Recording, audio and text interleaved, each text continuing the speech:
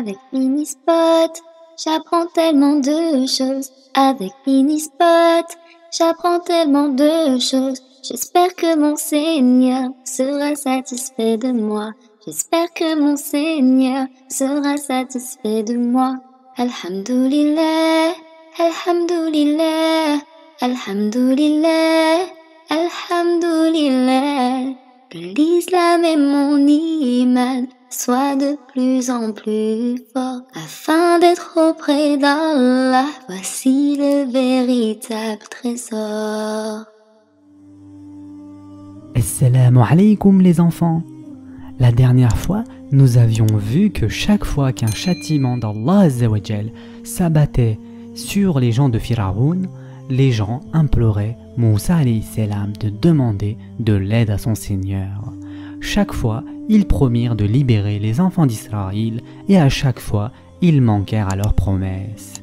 Puis, le dernier signe de la colère d'Allah Azzawajal apparut, c'est-à-dire l'eau du Nil se transforma en sang.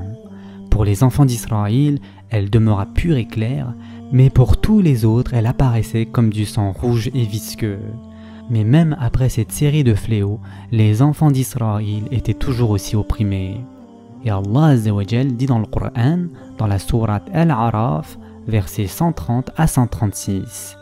Nous avons éprouvé les gens de Pharaon par des années de disette et par une diminution des fruits, afin qu'ils se rappellent. Et quand le bien-être leur vint, ils dirent « Cela nous est dû ». Et si un mal les atteignait, ils voyaient en Moussa et ceux qui étaient avec lui un mauvais augure. En vérité, leur sort dépend uniquement d'Allah, mais la plupart d'entre eux ne savent pas. Et ils dirent « Quel que soit le miracle que tu nous apportes, pour nous fasciner, nous ne croirons pas en toi. » Et nous avons alors envoyé sur eux l'inondation, les sauterelles, les poux, les grenouilles et le sang, comme signe explicite. Mais ils s'enflèrent d'orgueil et demeurèrent un peuple criminel. Et quand le châtiment les frappa, ils dirent « Ô Moussa, invoque pour nous ton Seigneur en vertu de l'engagement qu'il t'a donné. Si tu éloignes de nous le châtiment, nous croirons certes en toi et laisserons partir avec toi les enfants d'Israël. » Et quand nous eûmes éloigné d'eux le châtiment jusqu'au terme fixé qu'ils devaient atteindre, voilà qu'ils violèrent l'engagement. Alors nous nous sommes vengés d'eux. Nous les avons noyés dans les flots parce qu'ils traitaient de mensonges nos signes et n'y prêtaient aucune attention. Les chers enfants, Pharaon, de même que la majorité du peuple d'Égypte, s'obstinait à nier l'évidence et à ne pas croire à ces fléaux comme à des signes de la colère d'Allah Azzawajal. Plus d'une fois ils firent appel à Moussa alayhi salam, puis firent des promesses qu'ils ne tinrent pas.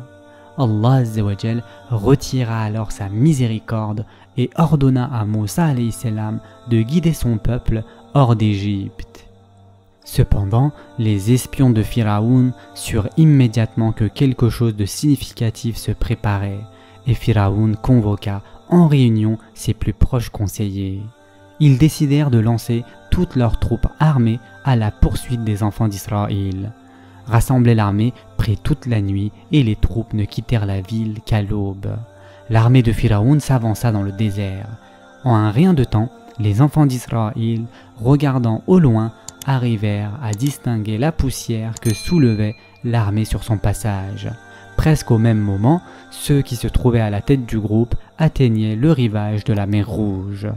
Les enfants d'Israël se trouvaient pris au piège. Devant eux, la mer Rouge, derrière, l'armée de Pharaon. La peur et la panique les gagna et ils se tournèrent vers Moussa alayhi salam.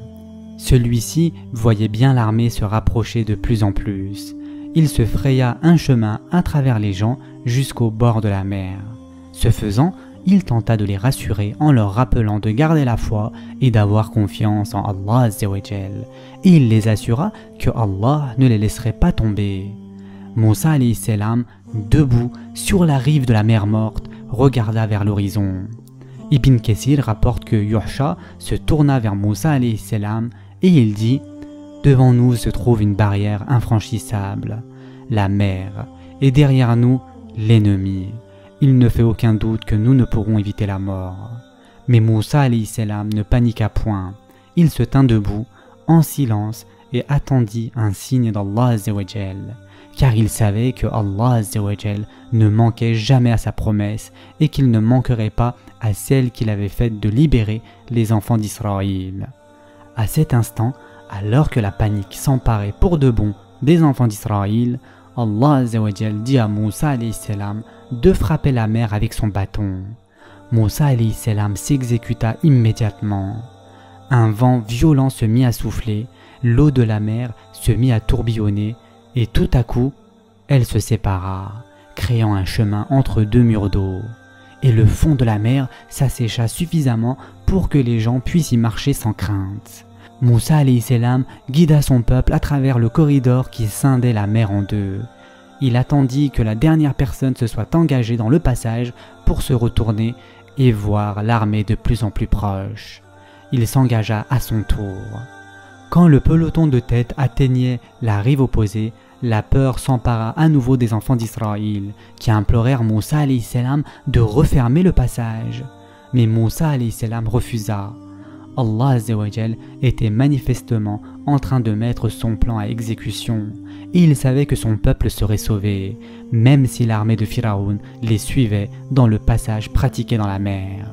Et en effet, Allah Azza wa Jal nous dit dans le Coran, dans la sourate Yunus, versets 90 à 92, « Et nous fîmes traverser la mer aux enfants d'Israël.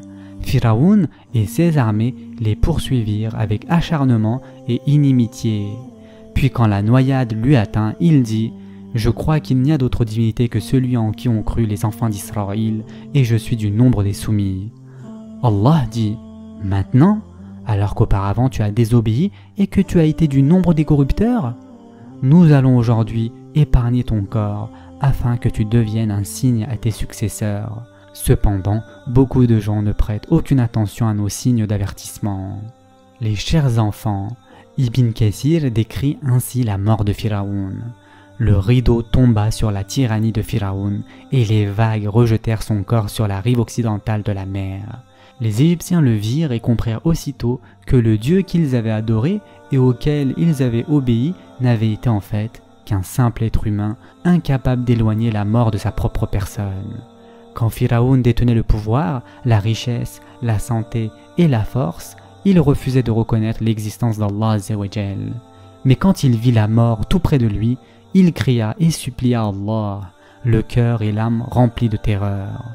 Si l'homme se souvient d'Allah Azza wa Jal dans les moments de tranquillité dans sa vie, Allah subhanahu wa ta'ala se souviendra de lui en temps de détresse. Les chers enfants, des décennies d'oppression avaient marqué de façon indélébile les enfants d'Israël. Des années d'humiliation et de peur constante en avaient fait des êtres ignorants et obstinés.